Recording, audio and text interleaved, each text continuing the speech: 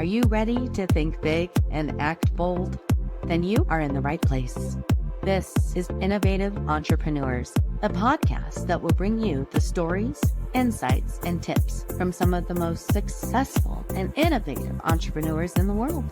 I am your host, Erica Bailey, and I am here to help you start, scale, and sustain your own entrepreneurial journey. Let's get started. Hello and welcome back to Innovative Entrepreneurs. I am your host, Erica Bailey, and as always, thank you for listening. I appreciate it, and I know my guests do too. I hope we bring you value. Today, I have Ron Koenigsberg back again. If you have not listened to our previous 3 podcasts, I suggest you go back. This gentleman here, who is phenomenal, has provided so much amazing value in regards to interpersonal skills and sales. So thank you for joining us again, Ron. Let's just get right into it. All right, Erica, thanks for having me. Thanks for absolutely. Well, the bottom line is someone is going to be tuning in for the first time. Someone's going to be saying, all right, I didn't hear the other 3, or I did hear the other 3, but what is this guy about? What are we talking about? And why is it important? The bottom line is that I wrote a book. I'm dyslexic. I'm a commercial real estate broker and a career salesman. I did not write a book for anybody listening. They're gonna share the benefit. I wrote a book for 2 little boys. They happen to be my sons, and I want them guaranteed success. So I wanted to share with them, a formula, information that would guarantee success in business, financially, and their lives. That's a good book. It is really a good book. I got it on Audible and listened. Got it on Audible. It's Power Broker. Yeah, there you go. Power Broker. Power Broker. But the reason why I wrote it is it's my message to give my sons the very best chance of success on this planet. 85% of all successful business owners, entrepreneurs, and successful millionaires started their careers in sales. Mm-hmm. These are the skills that set you up for success. Dale Carnegie said about 15% of one's financial success is due to one's technical knowledge, and 85% is due to the skill in human engineering. Yeah. To personality and the ability to lead people. This quote emphasizes the significance of soft skills. And again, I feel that there's a void in the educational system. This is not being taught. If this is the 85%, that's the most important part of success. And everybody I tell it to agrees. And I say to them, there's 4,000 American colleges and universities, only 90 of which offer 1 class in sales. So that's what you're doing. That's right.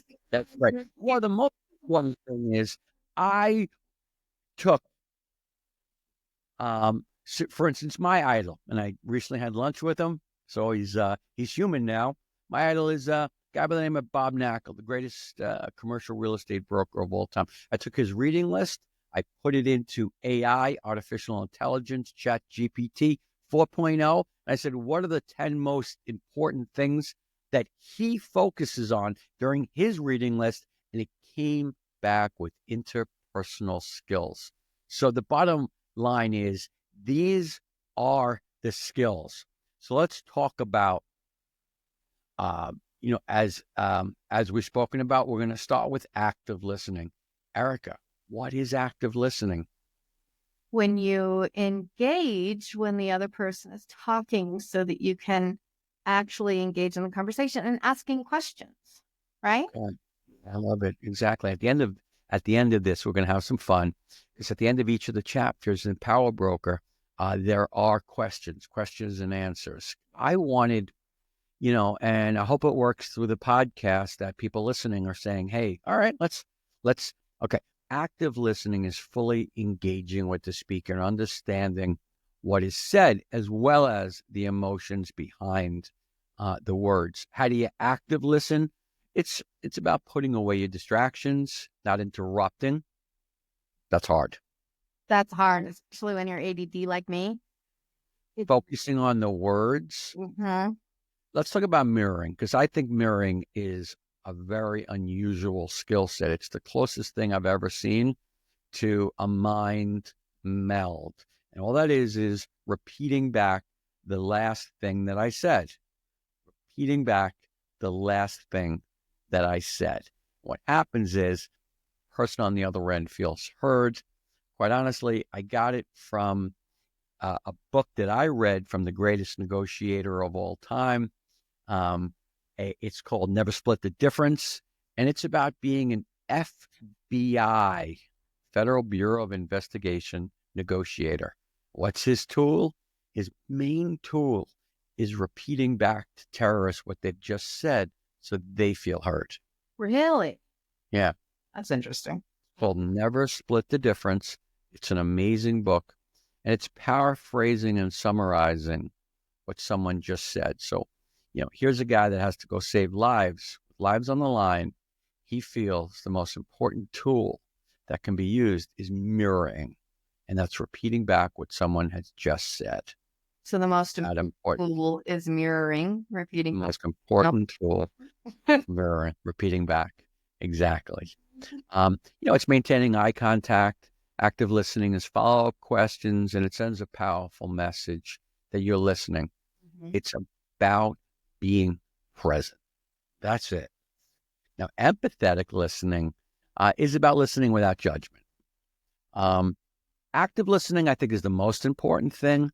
But, pro tip, if you really want to elevate your active listening game, consider yourself an empathetic listener, listening without judgment, understanding another person's feelings, thoughts.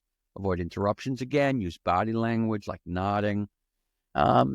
This strengthens emotional connections and trust. Yeah. Okay. So, true or false? Okay. Based upon some of the stuff we said, you've read the book. It's been a minute. All right. Open-ended questions are effective in encouraging depth and exploration in conversations. True or false? I would say it's true. Yeah. Open-ended questions are not yes or no questions. Mm-hmm. They're saying, are you having a good day today, Erica? Yes, I am having a good day. Open-ended. Perfect. I'm glad to hear it. Okay. What is a powerful active listening tool in digital conversation? A, multitasking during conversations. B, providing quick responses. C, following up to summarize and clarify. Or D, ignoring technical glitches. C, follow up to summarize and clarify. Let's follow up and let's clarify. Perfect. True or false? Here we go. Active listening is limited. True or false? Active listening is limited to face-to-face conversations. No, I remember you telling me though that face-to-face conversations, picking up the phone, that is still absolutely important because they can feel more of that body language, that facial expressions, your tone. Exactly. Right. But you can do the same thing in a text message or an email. You can. Present. Mm-hmm. And you're actually, yeah. Okay. Did I get it right? Okay. Absolutely. 100%. Active listening is not limited to face-to-face conversations. Okay. What is an essential aspect of showing genuine interest in a conversation? A, frequent interruptions. B, rapid speech. C, sincere curiosity. D, minimum eye contact. No, the third one. C. Absolutely correct. Absolutely. C, sincere curiosity. It's an essential aspect of showing interest in a conversation. True or false? Empathetic listening involves interrupting the speaker to offer solutions. True or false? Empathetic listening involves interrupting the speaker to offer solutions. No, if you're actually false. It's false. You're empathetic. You're listening full out and showing that you're hearing the person. Absolutely. That's what the empathy is I care, I feel, I want to hear what you're going through. I want to help you succeed, but in order for me to do so, I need to understand where you are. So tell me. Feels good. It feels good just to have you. Feels good. True or false? Using clear and concise language in written communication can reduce the risk of misinterpretation. True or false? Clear and concise language. True. True. Yeah. All right. What is the importance of using visual cues in virtual meetings? A, they add humor to the conversation. B, they create a formal atmosphere. C, they demonstrate engagement and interest. D, they replace verbal communication. C, did you know that most of your answers are C? I did not. Yeah, did not. I'm Yeah. really paying attention. Right. So visual cues in virtual meetings, they demonstrate engagement and interest. And really, I think that what I want to say to Drew and to Chase, my two sons, and anybody else listening in there, most important thing dealing with anyone in your life, both in business or in life, is to be present, actively listen. It means putting away distractions. Okay, putting away distractions. It means putting away distractions. It means perhaps mirroring back so everyone knows that they're heard. And so it's the emotions behind the words as well. So let's talk about teamwork. Well, that's not only for sales. If you listen to what you just said, that is everything. That is a parent. That is, talking to your children. That is talking to your spouse. That is talking to your neighbors. That empathetic listening and just asking those questions, getting down on the floor with your kid and understanding why they're having a temper tantrum. That same transferable skill can actually be used in sales and what you're trying to create with interpersonal skills, right? Am I like 100% correct? People feel, when they feel heard, they are willing to open up. When they're willing to open up, they're willing to share what their true concerns are. If they're concerned about, buying something or moving forward with, I sell shopping centers, office buildings. I really and truly, I work for sellers. So I basically sell my service, that they need confidence that in this world, one of their most valuable assets, their shopping center, their office building, their commercial property, they want a representative. And I want them to know that I'm the absolute best representative for them. And I'd like to show them why. The first thing is I need them to feel heard. I need them to understand that I'm listening to their goals, their needs, and their wants. Yes, absolutely. Now this rolls into teamwork, right? Right. Now let's talk about teamwork. How do you be a good team member? Kindness, listening, active listening, participation. Communication, all those things, right? Negotiation, listening, problem solving. It helps you be a stronger teammate, both personal and professional relationships. Clear, open communication is the foundation of success. Effective collaboration means that each person actively contributes and listens to the others and builds, upon suggestions. Active listening, it means giving your teammates your full attention, making eye contact, and nodding to understanding each other. I mean, I think of football. I think being in that huddle. I think of looking at your quarterback and saying, okay, so this is the play. This is what we're going through. I know my job. Everyone has a job on the team. You might be the leader at that moment, or you might be supporting cast. And down the road, you may be the leader and everybody else in supporting cast. So applying negotiation skills within the teams, it involves compromise to build a stronger plan. At the core, teamwork is about building a stronger team. Okay. So, it's about building stronger relationships. But I think we all understand teamwork. We've all been part of a team. So let's ask some. So what role does problem solving. Hang on one second. Oh, teamwork. Sorry. All right, here we go. What is the potential benefit of effective teamwork in the workplace? A, decreased job satisfaction. B, decreased creativity. C, higher productivity. Or D, increased conflicts. What is the potential benefit of effective teamwork? C. Higher productivity. Yeah, a lot of these are C, no question about it. Still. Yeah. No one. Okay. Right, no problem. Well, okay. True or false questions. Compromise is a key strategy in effective team negotiations. True. Part of a team, you really got to hear everybody. You got to really think in terms of, okay, I like what you said. I like what I said. Here's a compromise. Okay. What is a potential consequence of failing to address conflicts in a team? A, strain relationships. B, improve productivity. C, increased morale. Or D, enhance creativity. One more time. What is a potential consequence of failing to address conflicts in a team? A, strain relationships. B, improve productivity. C, increased morale. Or D, enhanced creativity. Okay. The rest are due to great yeah. and problems. All right, which shows you that we can use an A. And so it's strain relationship. That's right.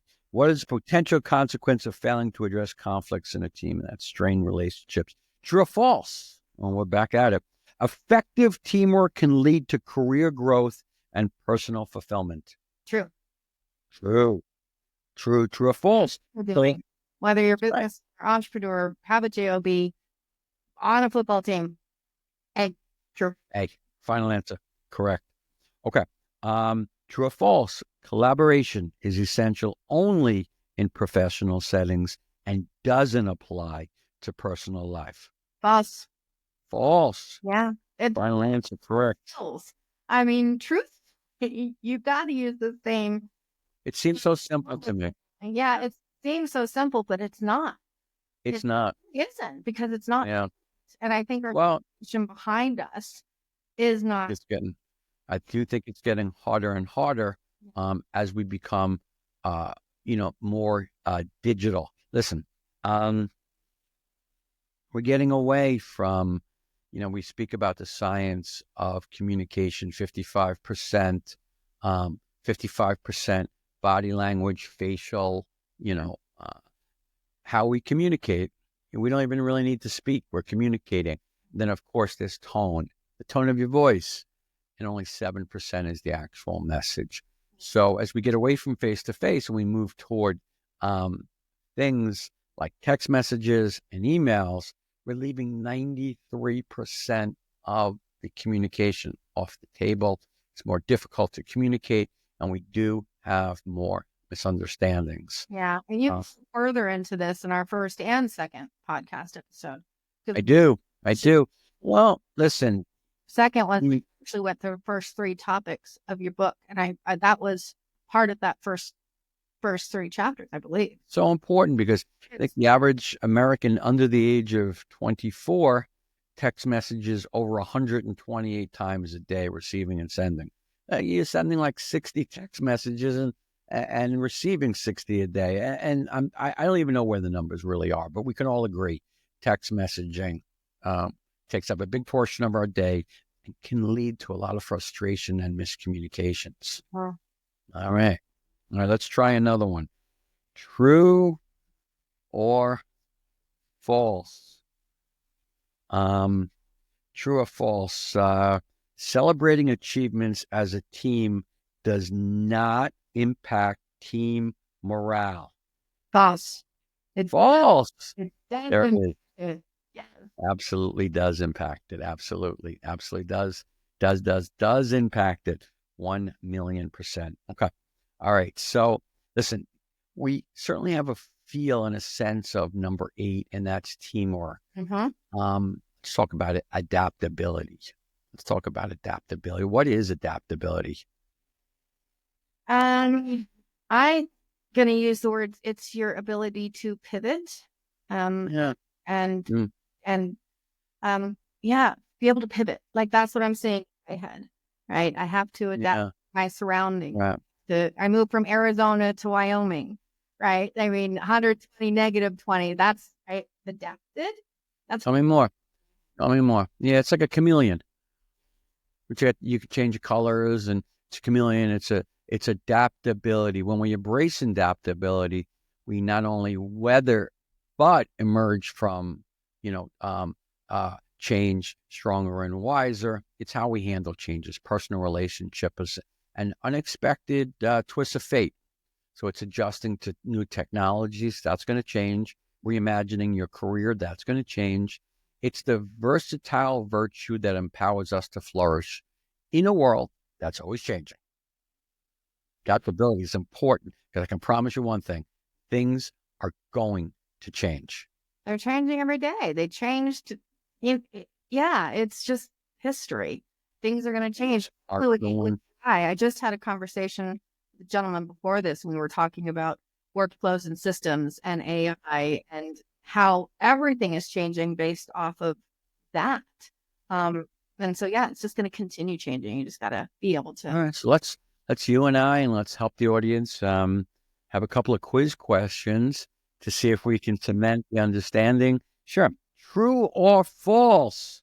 Setbacks should be viewed as failures and not as opportunities for growth. False. False. Final answer. Correct. Yeah. I mean, things are going to change out there. Okay. What role does problem solving play in adaptability? A, it is not related to adaptability. B, problem solving is a skill that hinders adaptability. C, effective problem solving enhances adaptability. Or D, problem solving is solely for academic purposes. No, C. Okay, that's right. That's right. Effective problem solving enhances adaptability. Mm-hmm.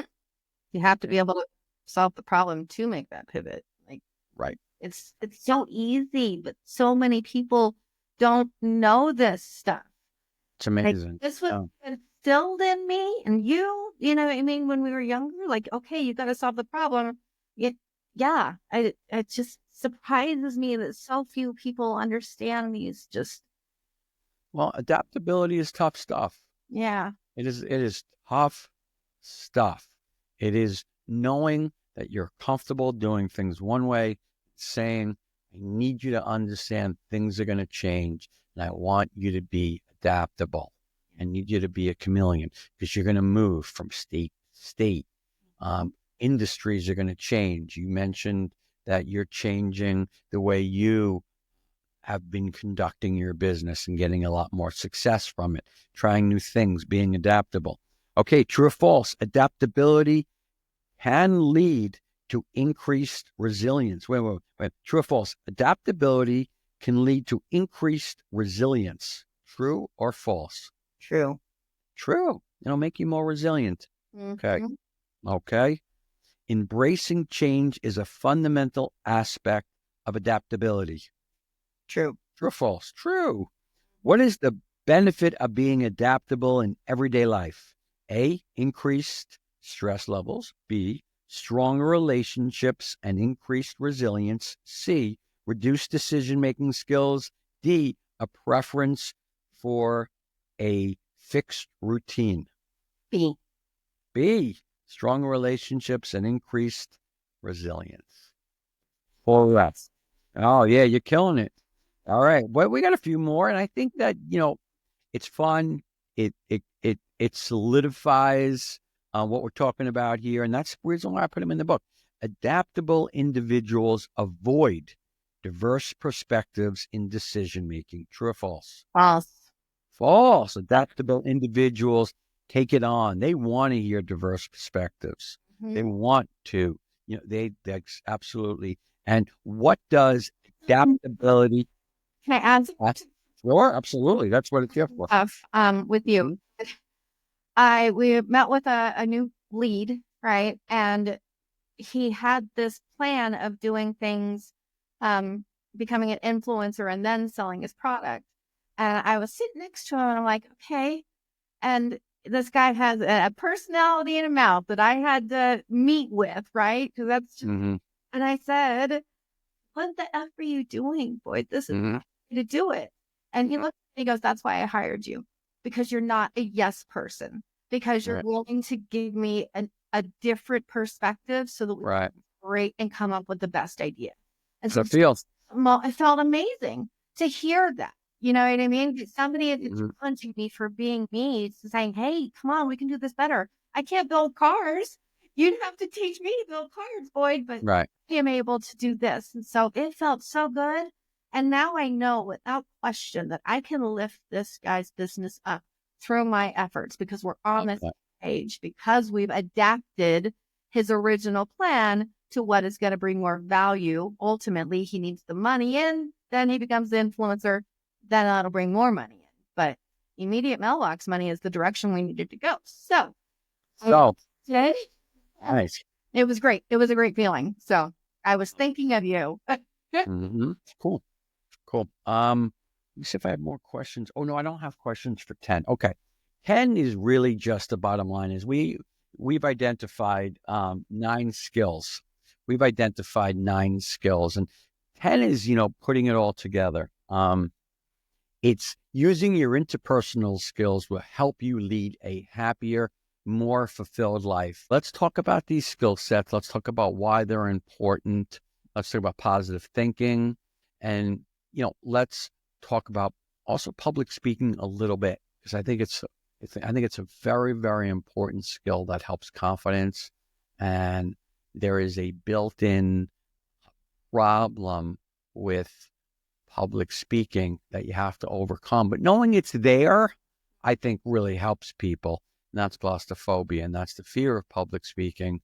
And it's misplaced because of generations and generations of humans worrying if they speak out loud that they'd be ostracized and that they'd be criticized. You put 2 and 2 together there. Yeah. Yeah. The reason why people fear public speaking so much is because there is this fear. Now, it's fear, it's fake, it's not real, nothing bad's going to happen, that they're going to be, people did for many years live in a small community, a tribe. And if they spoke out, they were worried that they'd be criticized and they'd be ostracized, left to fend for themselves in a world. Obviously, this is something that's not in our life today, but the fear is hardwired into our subconscious. So when we think about leaders, we think that leaders are able to speak publicly. When we think about leaders, we think about public speaking and skills. Now, public speaking might be one other person, might be 2 other people. It might be, listen, it could be more. Public speaking could be a small group. It could be a large group. I think it's an important muscle. Number 1, I want everyone to understand that there's a built-in fear. Number 2, I would like everyone to understand that as we get further or further away from face-to-face communication, that it's becoming more and more difficult to exercise this muscle. What do I mean by that? This is a tough one. When I first read this one set me back. 76% of Generation Z, born between 1990 and 2010, report phone anxiety if they need to make a phone call. Yeah. Okay, 76% people. I'm like, Jaden, call your grandpa. I'll just text him. I'm like, pick up the phone and call him. He wants the phone call, right? All for those same reasons. Grandpa wants to feel connected. He wants right. So he wants to text because that's what he's learned how to do. Talking about text, listen, not only Grandpa, 78% of consumers wish that they could text businesses rather than call. Yeah. You think it's a time saver thing, or you think it's I just don't want to interact with humans thing? Yeah.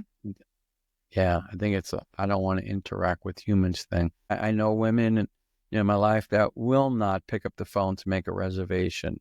I know women that will only do it online. You know, me, I will only do it on the phone because I want to speak to the woman there, the man there. I want to joke around, get his name, and let him know I'm coming. There's a good chance we might get a better table, have some more fun, connect with the owner, the maitre d'. It's an experience. The whole thing is an experience. He'll remember me. I'll remember him. It's all an experience. But So I think for me, I was born in 79, so I'm way before that, but I do experience phone anxiety. It's a real thing. Or even this, I had so much anxiety before when I was doing my podcast in the beginning. But recently, again, I'm thinking of Power Broker here and our first and second episode, I picked up the phone. So I'm up to my email about somebody who's interested in our services. Picked the phone and called. Literally closed that deal that day. So you think there's people out there that feel phone anxiety? Oh yeah. I think so. Listen, I felt it. I want to put it out there. I make, like 5,000 phone calls a year. I speak to 20 different owners a day, but there are days that I don't feel that confident. Do I pick up the phone and make phone calls anyway? Yeah, I do. And a lot of the time it goes away. It goes away. So my advice to anyone out there listening is just try. Pick up the phone, dial the phone, leave a phone message first, speak to people. This is a life about doing. This is about life about confronting some of the discomfort. So, yeah, when I wrote, I saw my peers writing books about commercial real estate, and I said, I want to write a book, and I really thought about it. And I said, I'm really going to get one chance to probably write a book in this life. I probably won't do it again. I want it to be so meaningful that I can really change Drew and Chase's life permanently. Like there's my dad, and this is his message to me. I didn't want to be a small percentage of their success. I wanted 85% to be attacked.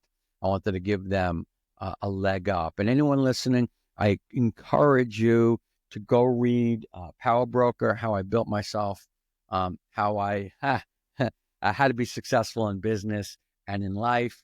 I can highly recommend that other book that I mentioned. The other book is How to Negotiate, and it's called Never Split the Difference by Christopher Voss. There's a book written in 1936. I feels old to me. Dale Carnegie's book. What's it called again? Yeah, no, Think and Grow Rich. Right, that's 150 years old. But there aren't many of these success books, so you do have to go back. Friends and influence. Yeah. There we go for 20 points. There's the win. How to win friends and influence people. And all it's going to do is it's going to say in a different way a lot of the same skills that are spoken about in Power Broker.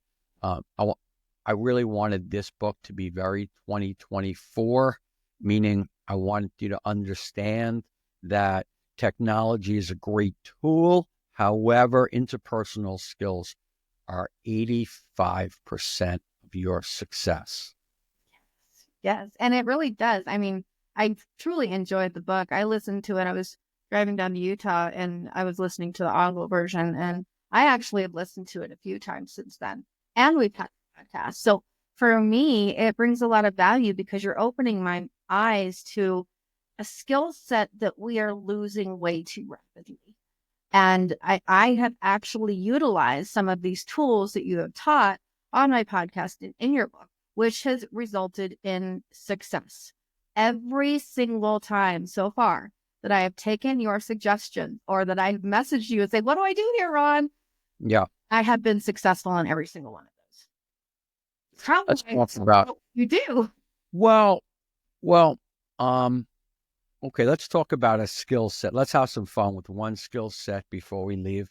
Let's break down something I think that everybody, would love to be better at. What would you like to be better at? Negotiations. I want to win negotiations. Who doesn't want to win negotiations? I want to win negotiations. Do you want to win negotiations? How do you win negotiations? Let's get to it. Let's get to it. How do you win negotiations? Well, it's 4 C's. Okay. If there's one thing I can leave anybody with at the end of this, at the end of this particular podcast is the 4 C's. Okay. The first C of negotiation is common interests. We all have common. Don't skip the step. Don't skip the step. Meaning, I got one group, it's about to rip the other one. They're saying nasty things at each other. Let's talk about the common interest. First off, it's going to lower the temperature and it's going to pave the way for a successful negotiation. Common interest. You woke up today, you would love to sell this property. You would love to buy this property for you. This represents capital gains that you can use for your retirement to live a healthy and happy life for you. This particular shopping center is going to be the cornerstone in one major asset that you're going to increase the value and you're going to build wealth. It works well for both of us. Let's not skip common interest. If you can't think of common interest, come up with one. Think of common interest. If you're in a negotiation, lower the temperature, common interest, and then get to the conflicting interest. I understand you right there don't want to pay the $100,000 to repair the roof. You exactly don't want to pay the $100,000 as the new buyer. The old guy is saying, hey, listen, I'm getting out. It's your roof, not mine. And the new guy is saying, oh, whoa, that is your roof, not mine. Right now, if I walk away, that's your roof. Mm-hmm. So, understand the conflicting interests. And most importantly, are the next two, because those are easy. Don't skip them, but they're easy. Common interest, you want to sell, you want to buy, a broker, of course. Conflicting interest, it's always a dollar amount. In this case, it's $100,000 roof. Here's where it gets fun. For me, after 30 years of being a broker, criteria. All right. What does the professional say? What's going on in the market? What is the industry standard? What happens? Well, the contract says it has to be delivered leak-free. Is it leak-free? And then we deal with a lot of industry standards. What have they done down the street? What's happening in the marketplace? I come in and hopefully tighten that gap. And that paves the way for a compromise, for a successful deal. And that's the 4th C. Common interest, skip it. Don't skip it. You're sitting there like, I want to skip it. Conflicting interest, well, that's just screaming at each other. Everybody in the room wants to choke themselves. Criteria, what's that? That's the part I want to skip. With the conflicting interest, well, it doesn't matter. It's everybody wants to focus on. You can't skip it. And then there's the criteria. What's the industry standard? What's everybody else doing about leaky roofs? What's everybody else doing in this market when it comes to roofs? What can we pave the way for a compromise? And really, those are the 4 C's. So, I don't see skip steps. I get a text message from my son. He got back from camp yesterday. Daddy, I want to go to the mall. Okay, here comes a negotiation. I can promise you. Here comes a negotiation, Oh, don't skip the steps. Don't skip steps. So if you're in hot water and you find yourself in negotiation, think about the 4 C's. What are the common interests? What are the conflicting interests? Let's identify them. What really is what everybody else doing? What's happening? You're buying a car, it's not as good as advertised. What do you take off? Do you take off 80% of the price, 10% of the price, 2% of the price? What's everybody else doing? And then let's talk about a compromise, okay? I enjoy you so much. Thank you for joining me for this 4th episode, for helping with these sales tactics and techniques and teaching my audience. Everybody needs to get this book, Power Broker. Everybody, you can get it on Amazon. I'll make sure the links are in there. I'm telling you, you'll not be sorry. Oh, again, Ron, you're a rock star. I do hope we get to do this again sometime. Anytime. Listen, the bottom line is, I believe that these skills are underrepresented, and they've been important in my success. And I'm really just focusing night and day on how to, get them into Drew and Chase's brains so they think instinctively, oh, Daddy said actively listen. I love it. I love it. All right. Well, thank you again. Anybody who's listening, please feel free to go back. I'll put the episode numbers in the show. Go back and listen to it from the beginning because there's a lot of great information here. Ron, I adore you. You know that. We'll be in touch. All right. Thank you. Thanks, Erica. Appreciate it. Wow, what a great episode. I hope you had as much fun as I did. If you want more of this goodness, make sure you subscribe so that you get notifications for future podcasts. And if you found value from this, please share it with others. You can visit our website at cwgdigital.com. This is Erica Bailey. I am your host, and I will see you next time.